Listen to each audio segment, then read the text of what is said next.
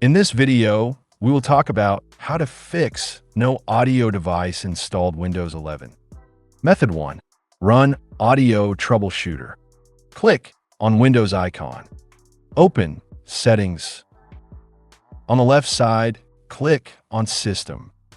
Scroll it down, select Troubleshoot, then Other Troubleshooters. In Audio, click on Run, and follow the on-screen instructions. Method 2. Reinstall Audio Driver. Right-click on Windows icon. Select Device Manager. Expand Sound, Video, and Game Controllers. Right-click on your audio device. Select Uninstall Device and uninstall the driver. Then click on Windows icon and restart your PC. Method 3. Update Driver. Right-click on Windows icon. Select Device Manager. Expand Sound, Video, and Game Controllers. Right-click on your audio device. Select Update Driver. Click on Browse My Computer for drivers. Then let me pick from a list of available drivers. Select your compatible driver. Click on Next and select Yes.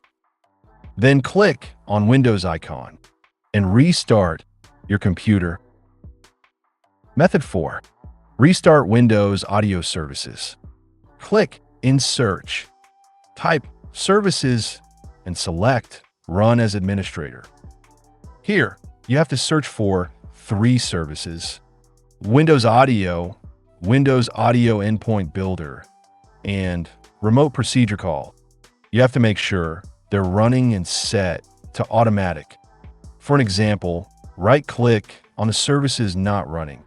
Select Properties. Change the startup type to Automatic. Click on Start. Then apply and OK.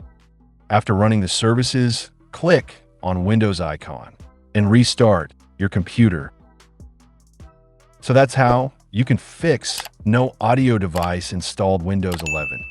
See you in the next video.